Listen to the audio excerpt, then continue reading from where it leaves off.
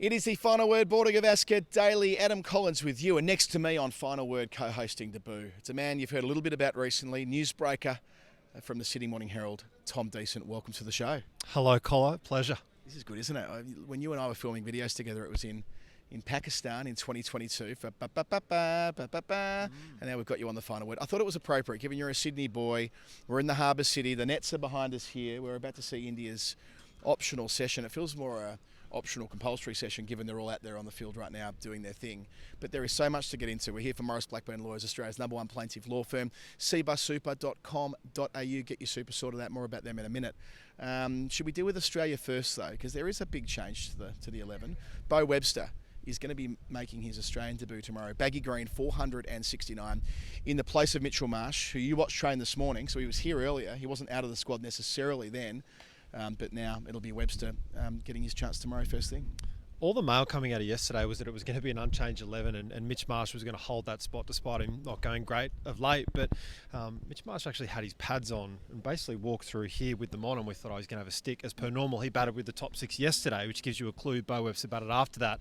And then we saw a handshake from Andrew McDonald to Beau Webster, like a really firm kind of well-done handshake, and that's sort of when it twigged that something might have been up.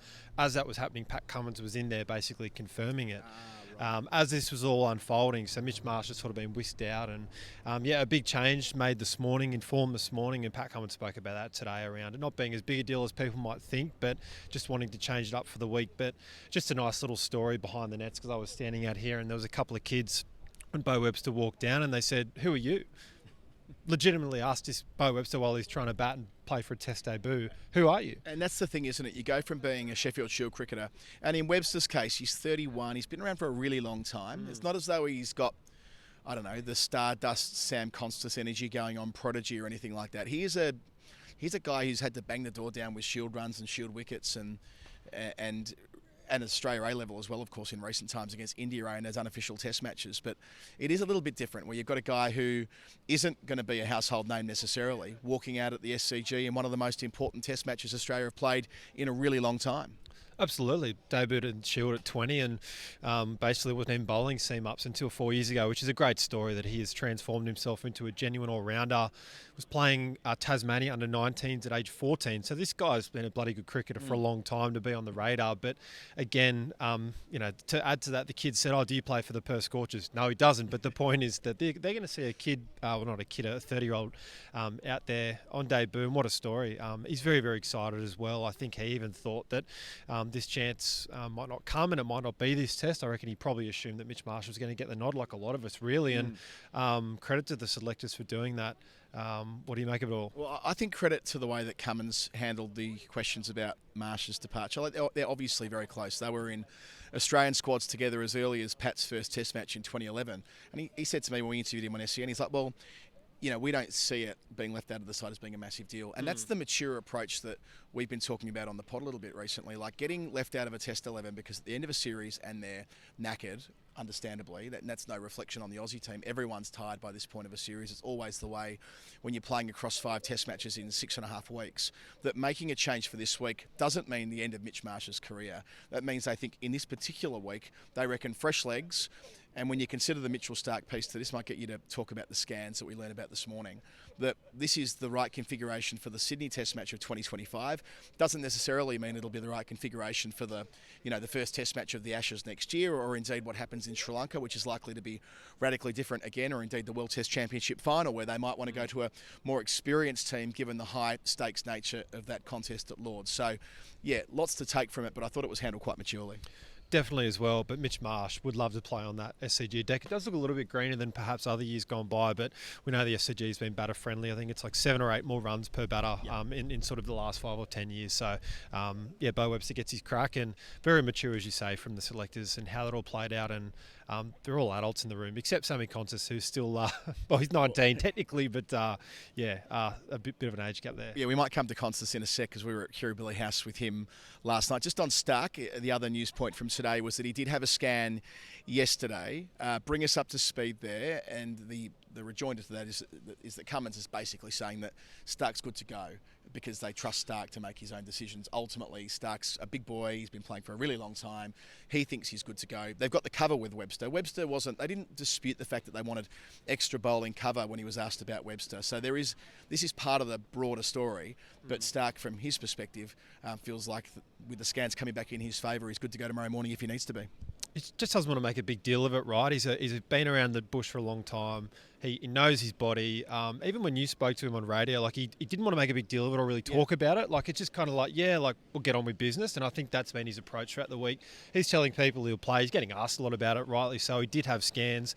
Cricket Australia is saying that's more precautionary and just to get a 100% gauge that it's not something major like a stressy or something like that. But he's been confident he's going to play for a few days. And then you do wonder whether the Beau Webster selection is a result of Stark. And just in case something goes wrong, maybe they get more overs out of Beau Webster than Mitch Marsh, you'd imagine. Yeah, and look, Andrew McDonald didn't engage in the idea that Marsh might not have been fit enough to bowl repeat spells, but like clearly Webster is, right? That's irrefutable. He's bowled long spells for Tasmania last couple of years, and it's not for nothing that he does bowl a bit of spin as well. If the test goes in that direction, they do have that lever to pull. He'll be more likely to bowl than, say, Nathan McSweeney was when he was in the side and didn't bowl across 3 test matches at the start of the summer.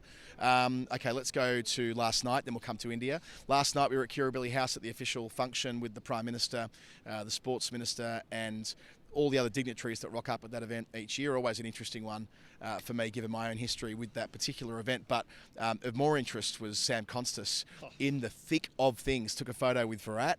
I spoke to him after. He was like, "I'm going to put that on Instagram," which I quite liked from Sam. And his family were there. His brother Billy, who we had the pleasure of meeting last week, his cousin Sam as well. They are so up for him playing this home test match. And as you documented this week, he'll be the youngest Australian to ever play a test at the SCG. Jerry Hazlitt played one here in 1907. Quite a famous performance as well on debut, a thrilling final wicket stand to win a test match for Australia on debut. Sadly died at age 27, which Brett and I spoke about the other night. But as for Constas, world at his feet, 19 years of age, home test match. He would have thought this is scarcely believable a few weeks ago. He certainly didn't have that down in his goals at the start of the season. It was about retaining a position in the Shield, maybe getting a couple of BBL games and trying to push on. I had a conversation with someone pretty close to Sam around maybe some goals, and we floated maybe he might get on the Windies tour, So that's happened all a bit quickly. We spoke to Shane Watson out the front as well, who's obviously been a mentor of Sam's for a long time, last 4 years.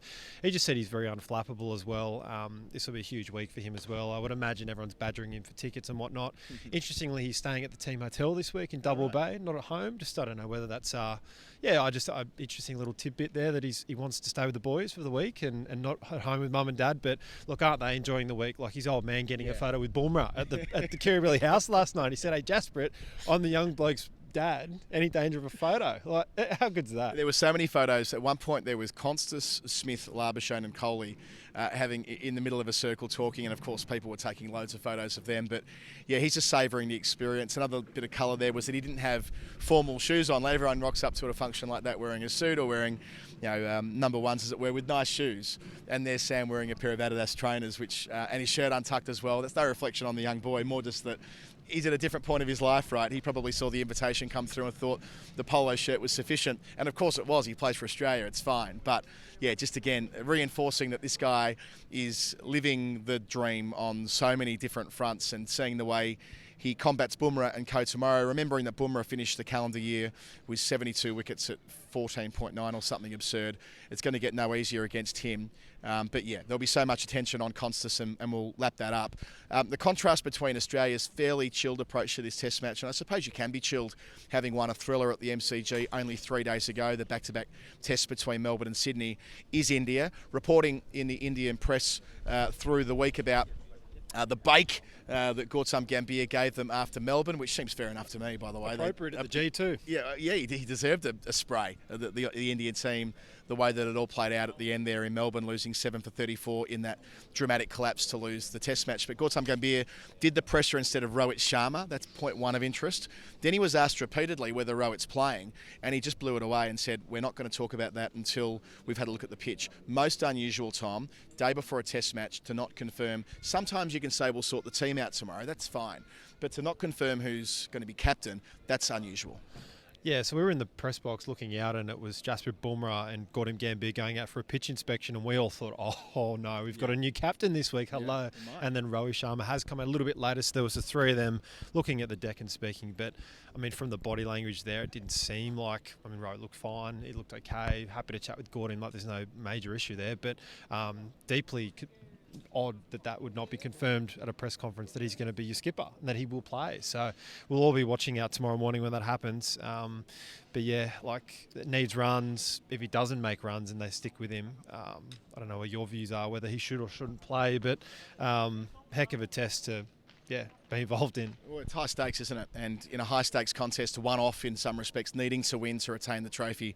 I think the argument that Barrett and I made the other night is that Bumrah feels more suited to that right now. For whatever reason, he looks like the leader of this team, but whether Rohit plays, time will tell tomorrow. It was a punchy press conference as well. There were questions asked about his post-match conversation with the team, and he was quick to dismiss the reports. Whisper. It reminded me of in that room 5 years ago, the Careless Whispers press conference with one Justin Langer and one Tom Decent asking the questions that day when Shree, who wrote one of the yarns, asked about it, and he said that there are untruths, or there were words to that effect, before essentially confirming that he gave them a bake, by the way, in the same answer. So all the colour and movement before a test match on that front.